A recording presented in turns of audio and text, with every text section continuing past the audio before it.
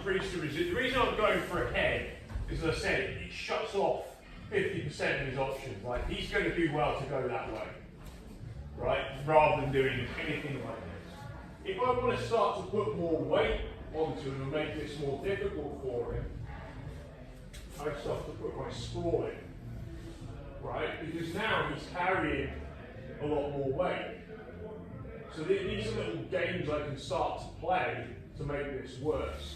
But when we're trying to do this, like Max said, this is not a position that if you're taller and you end up stuck in a front headlock, it's kind of like gone against the basic rules of physics. I'm like, you're reasonably tall, I'm reasonably tall, like, you know, with long relative to torso. I generally, in stand-up wrestling, like, the taller you are, the more you head pop. Even in judo, most tall judo players play here when they're standing or they play on the belt. They don't play low down here anywhere on the collar and try and block the shoulder. Everything tends to be up here, right? Just because it just works for your arm connection, everything. So when you're down under here, if you're tall and you've been front headlock down to the ground, or you've ended up in a front headlock, we're not really designed that well for this.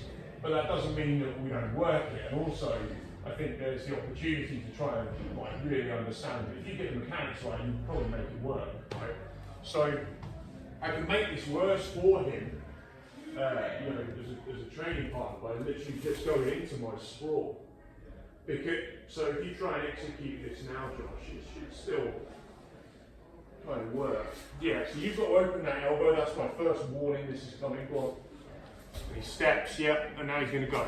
Yeah. So just by being up, it's not, because I've got this base here, so I'm putting this here on the opposite. So he can't go this way because of this. It's, as long as I don't let him open that elbow, he's probably going to struggle to do this. Right? Because I just keep this here. This means it's harder for him to turn, right? Do helmet, try and get up. Yeah, cool.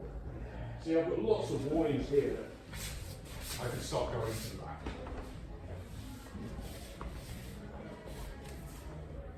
And it's going to be much harder for him to grab my leg on that side. Yeah, so I'm here.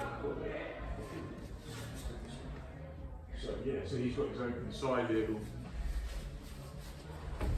Yeah.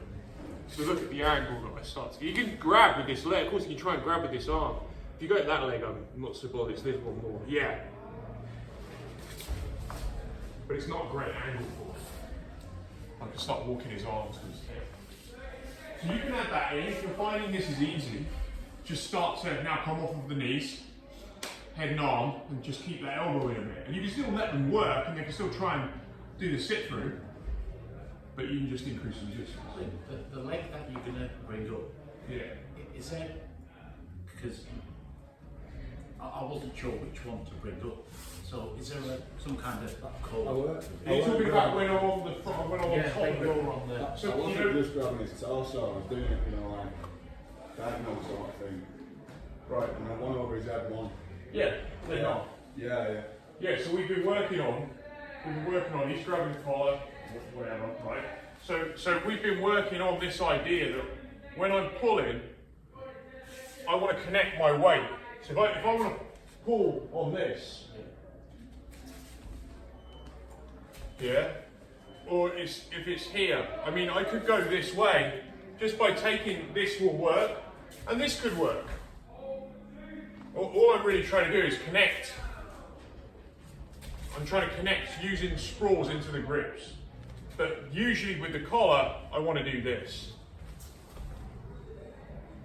I'm trying not to just pull with my arm. What I'm really trying to do is, I'm basing on my leg, and now I want to base on my arm, which is connected to his neck. Pull up, resist. I'm putting my body weight, right? So there's that thing about Jew and, you know, the word Jew in judo and this physical kind of connection that kind of, it's not mental, but it's just this kind of complete physical connection to somebody. It's kind of the essence of that judo, jiu-jitsu work. So you're trying to replace it. So I'm sprawling on that side. So the front headlock's the same, right? If I know that I've got Josh's head on this side, and I know he's going to try and base out. So if I'm on my knees and he just does this exercise, go and do what we were doing. Yeah, so you see how what starts to happen is there's no block on this side. Yeah, I've got a block on this side. If he went the other way, I've got a basic block, or go this way. I've got his neck. And you can see that if he goes this way, I block that. I mean, he's in a guillotine. Let's try and stay strong for me. He's in a guillotine here. He naturally started collapsing because he's in a guillotine. So if I get into here, this could be done for him. The minute I get this over, because he can't pop. If I don't get this on, he pops the other side. No, you're going into it. Pops the other side. Yeah. And it pops out. He wants to go that way. So when I bring my foot up, it kills that initial thing. When he's going against my arm, yeah. And even if he manages to get this, look, I replace it. So as Josh tries to sit through, yeah, I'm blocking the other way with my foot. So the head blocks one way, and this is blocking the other in that position. And what also happens is, as I start stepping this back, the weight transfers more and more into Josh's neck than if I was on, say, my knees. So as I start to, you feel the weight, Josh, yeah?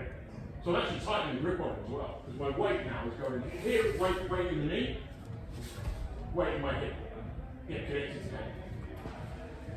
Yeah?